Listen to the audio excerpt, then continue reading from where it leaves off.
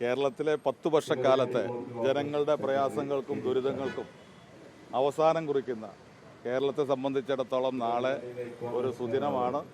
ഈ ഗവൺമെൻറ്റിൻ്റെ ഭരണം അവസാനിപ്പിച്ചുകൊണ്ട് UDF ഗവൺമെൻറ് അധികാരത്തിൽ വരുന്നതിന് ജനങ്ങൾ നൽകുന്ന പിന്തുണ അത് എത്രത്തോളം വലുതാണ് എന്ന് നാളെ പ്രഖ്യാപിക്കുന്ന ദിവസമാണ്. UDFനെ സംബന്ധിച്ചിടത്തോളം നാളെ ഒരു വലിയ സുദിനം തന്നെയാണ്. തീർച്ചയായിട്ടും ഞങ്ങൾ നേരത്തെ പറഞ്ഞു വന്നതാണ്, ഞങ്ങൾ ആവർത്തിച്ച് പറയുന്നു. നല്ല രീതിയിലുള്ള മുന്നേറ്റം കേരളത്തിൽ UDFനുണ്ടാകും, അതിൽ യാതൊരു തർക്കവുമില്ല. നമുക്ക് അല്പം കൂടി കാത്തിരുന്നാൽ നമുക്കത് ബോധ്യമാകും. മലപ്പുറത്തെ 16 17 ആവാൻ പറ്റില്ല, 16 സീറ്റുള്ളൂ. അതുകൊണ്ട് ആ 16 കിട്ടും. 100%.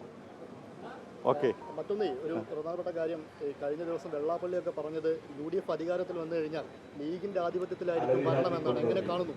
ഞാൻ പറഞ്ഞല്ലോ, നാളത്തെ ഒരു ദിവസം എന്ന് പറഞ്ഞാൽ ഏറ്റവും നല്ല ദിവസമാണ്. നമ്മൾ ഇന്ന് ചർച്ച ചെയ്യേണ്ടത് നാളത്തെ ആ ദിവസത്തെക്കുറിച്ചാണ്. അപ്പോൾ ആ ഒരു കാര്യത്തെക്കുറിച്ച് മാത്രമേ പറയുന്നുള്ളൂ, മറ്റ് കാര്യങ്ങളിലേക്കൊന്നും കടന്നു പോകുന്നില്ല. മുമ്പ് ഇത്തരം പ്രസ്താവനകളുമായി ബന്ധപ്പെട്ട കാര്യങ്ങൾ ഞാൻ എൻ്റേതായ കാര്യങ്ങൾ സൂചിപ്പിച്ചിട്ടുള്ളതാണ്. ഞാനിപ്പോഴും നിൽക്കുന്ന അവിടെ തന്നെ, ഞാനത് ആവർത്തിച്ച് പറയുന്നില്ല.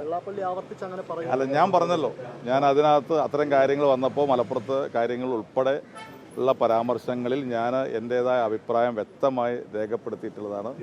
അത്തരം പരാമർശങ്ങൾ നടത്താൻ പാടുള്ളതല്ല എന്ന നിലപാട് തന്നെയാണ് അന്നും ഇന്നും എൻ്റെ അടുത്തുള്ളത്. ഞാൻ പറഞ്ഞല്ലോ, ഞാൻ പറഞ്ഞു നാളത്തെ, ഇന്ന് നിങ്ങൾ കുറച്ച് സമയം കൂടി കാത്തിരുന്നാൽ നാളെ നമുക്ക് നല്ലൊരു റിസൾട്ട് കിട്ടും. ആ റിസൾട്ടിന് വേണ്ടി കാത്തിരിക്കുക എന്നുള്ളതാണ് ഏറ്റവും പ്രധാനപ്പെട്ട കാര്യം. വളരെ വേഗത്തിൽ മുഖ്യമന്ത്രിയെ തീരുമാനിക്കാനുള്ള അവസ്ഥയിലേക്ക് എത്തിയോ? അതൊക്കെ ഹൈക്കമാൻഡ് തീരുമാനിക്കേണ്ട കാര്യങ്ങളാണ്. അതൊക്കെ ഞങ്ങളുടെ പരിധിയിൽ വരുന്ന കാര്യമല്ല. ഈ പാർട്ടിക്ക് വലിയൊരു സംവിധാനം ഉള്ളതല്ല, ഒരുപാട് പാരമ്പര്യമുള്ള ഒരു പാർട്ടിയല്ലേ. അപ്പോൾ ആ പാർട്ടിക്ക് ഒരു സിസ്റ്റം ഉണ്ട്, അതനുസരിച്ച് ഹൈക്കമാൻഡ് ചെയ്യും. ഞങ്ങൾക്ക് അതിനകത്തൊന്നും വലിയ റോളില്ല. നേരത്തെ ഒരു നേതാവ് പറഞ്ഞിരുന്നത് 5 മിനിറ്റ് കൊണ്ട് മുഖ്യമന്ത്രി. അല്ല, ഞാൻ പറഞ്ഞല്ലോ, നിങ്ങൾ ഈ ആലങ്കാരിക പ്രയോഗങ്ങളൊക്കെ എടുത്തുകൊണ്ട് വീണ്ടും പ്രയോഗിച്ച് കഴിഞ്ഞാൽ നമുക്ക് വല്ല സംസാരിക്കാൻ പറ്റും നാളെ.